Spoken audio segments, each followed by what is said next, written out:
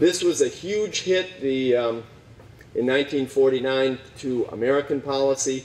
American policy strategists see it as the loss of China. So the revolution, the defeat of the Kuomintang, the nationalist forces, by Mao Zedong's communist forces, brings the most populous nation in the world, I believe even at 1949 it was the most populous nation in the world, into the communist orbit. So now the seeds even of the Korean War are basically at the doorstep of the Chinese Revolution. One point, I didn't put a North Korean slide in here, but the leader, the eventual leader of North Korea, Kim Il-sung, was actually a fighter against the Japanese during World War II in Chinese and Soviet-backed military units, while the guy who would eventually take over the South, Syngman Rhee, was, I believe, in Hawaii.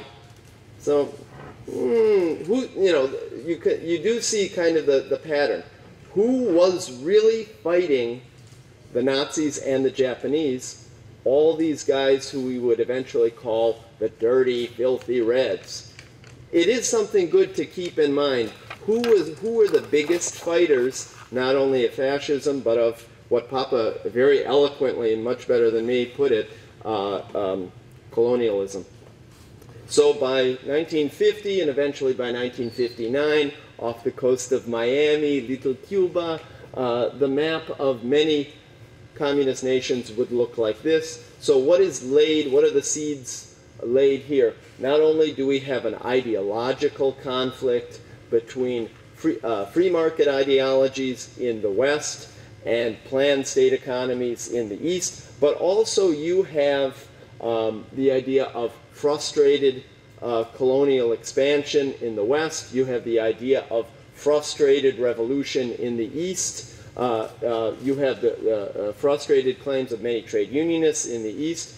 But this is all during the Cold War, boiled down to conflicts between, at least how it's presented to us here in the West, was conflicts between freedom and slavery, although there's something to be said about this. These were not workers' paradises, despite what some of our propaganda that I've even read says. These were not workers' paradises, but there were actual, genuine enthusiasm on the part of the people, especially the Red Army, to defeat Nazism. There was actual, real enthusiasm on the part of the Chinese peasantry to drive out the Kuomintang. There was actual, real enthusiasm on the part of the Cuban people to drive out the mafia-led buddies of, what's his name, Batista. Thank you, George. In Havana, and Ho Chi Minh and the Viet Minh were actually supported by probably vast majority of the people.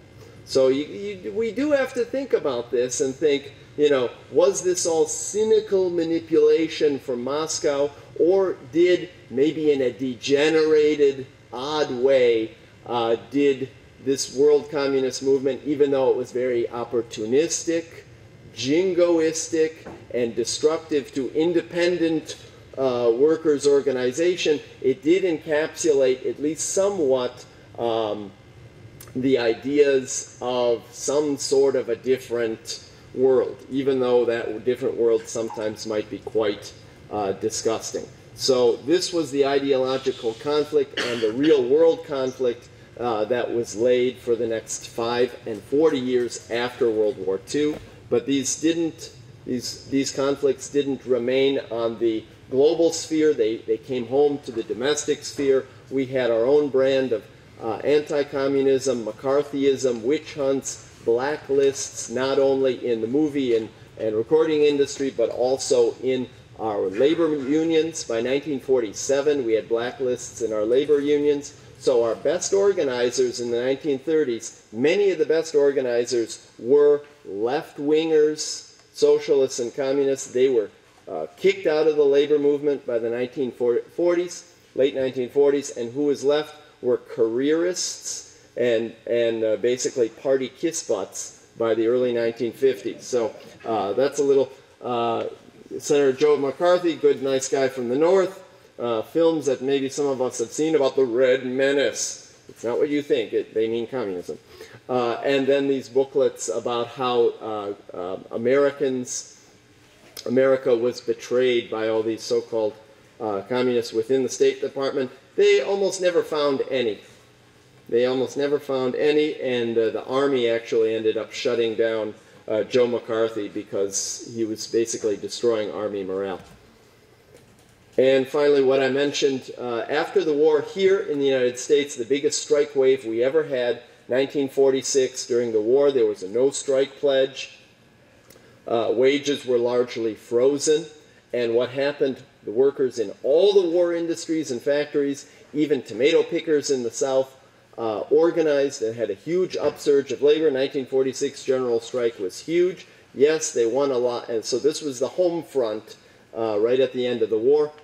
Huge upswing of labor, raising wages, but also the very next year they were, and a few years later, they were terribly punished by very bad labor legislation, which we'll all learn about in my labor studies class. So basically, what am I trying to, I'm basically concluding, because I know we've taken a lot of time here,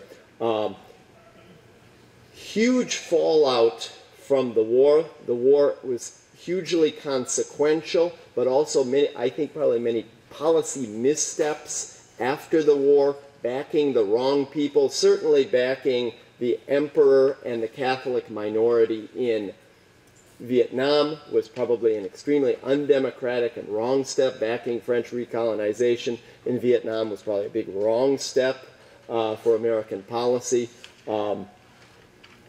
If you talk to some of my Macedonian friends, these were the children who fought on the communist side in the north because they wanted to secede from George's homeland.